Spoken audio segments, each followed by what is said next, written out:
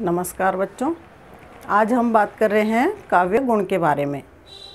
गुण शब्द का अर्थ है अच्छाई। किसी में भी कोई अच्छाई होती है तो हम कहते हैं कि यह बहुत गुणी व्यक्ति है, यानी कि कोई भी अच्छी बात होना किसी के अंदर। अब काव्य गुण का अर्थ है कि कविता के अंदर क्या गुण है, अर्थात कविता किस तरह की है, हमको वो कैसी लग रही है, तो वो उसका गुण कहलाएगा। जैसे कोई कविता पढ़कर हमारे मन में आनंद मिलता है, हमें किसी कविता को पढ़कर हमारे मन में उत्साह का संचार होता है, जोश आ जाता है एकदम से, तो ये क्या हुआ, ये उसका गुण हो गया। तो आइए परिभाषा देख लेते हैं। काव्य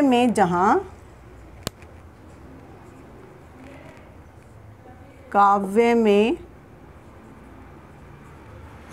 जहाँ ऐसे शब्दों का प्रयोग हो कि वे काव्य की सरस पदावली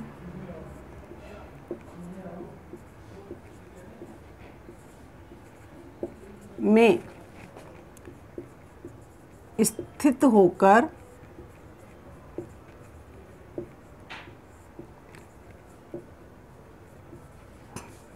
काव्य की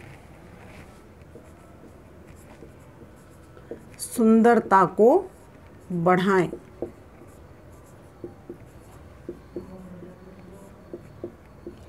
अर्थात ऐसी शब्द रचना जो कविता की सरस पदावली में स्थित होकर कविता की सुंदरता को बढ़ा देती है, तो ऐसी शब्द रचना को काव्य गुण कहते हैं।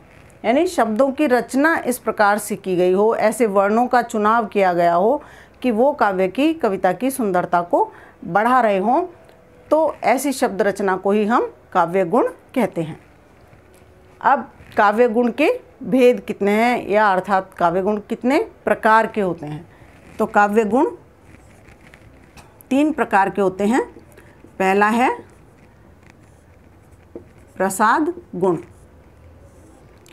अब जैसा कि इसके नाम से ही हमें पता चल रहा है, प्रसाद क्या होता है, मंदिरों में हम कहीं जाते हैं या किसी धार्मिक अनुष्ठान में शामिल होते हैं तो उसके अंत में हमको प्रसाद दिया जाता है, जो कि बहुत थोड़ा सा होता है, लेकिन उस थोड़े से को ग्रहण करते ही हमारी आत्मा को शांति सी मिल जाती है, वो तुरंत ही पेट में जाकर पेट को भर देता है।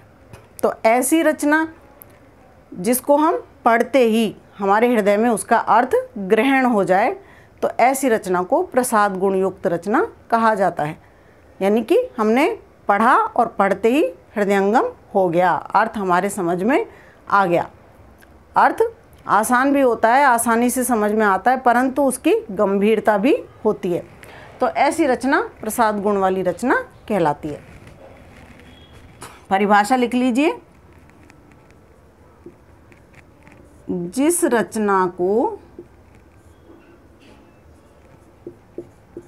पढ़ते ही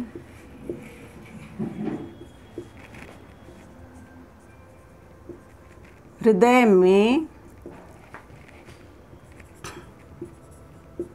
अर्थ ग्रहण हो जाए, ऐसी रचना प्रसाद गुण वाली रचना मानी जाती है। उदाहरण देख लेते हैं।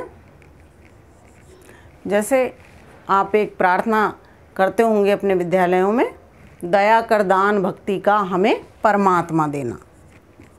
दया कर दान भक्ति का हमें परमात्मा देना। अगली पंक्ति है,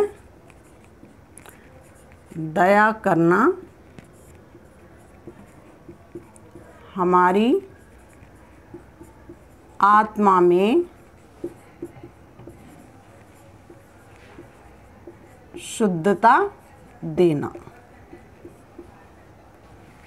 देखिए पंक्ति को पढ़ते ही अर्थ समझ में आ रहा है कि हे परमात्मा, प्रभु से हम प्रार्थना कर रहे हैं कि हे परमात्मा हमें भक्ति का दान देना, हमारे ऊपर दया करना और हमें भक्ति का दान देना।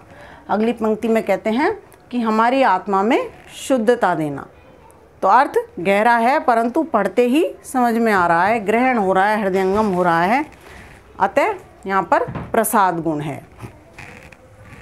एक और उदाहरण मैं आपको देती हूँ प्रसाद गुण का।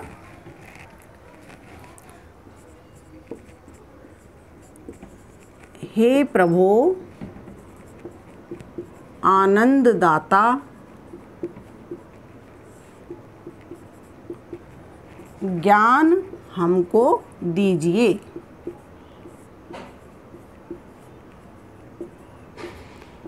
हे प्रभु आनंददाता, ज्ञान हमको दीजिए। शीघ्र सारे अवगुणों को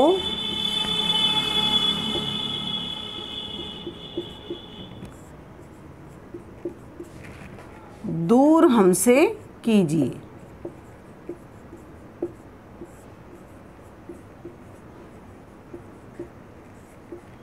देखिए अर्थ आपको तुरंत समझ में आ गया होगा कि हे प्रभु आप आनंद देने वाले हैं, आप हमें ज्ञान दीजिए और हमारे अंदर जितने भी अवगुण हैं, दुर्गुण हैं, उनको हमसे दूर कर दीजिए। हमारा चित्त जो है वो निर्मल हो जाए, हमारा मन निर्मल हो जाए, बुराइयां हमसे दूर हो जाएं।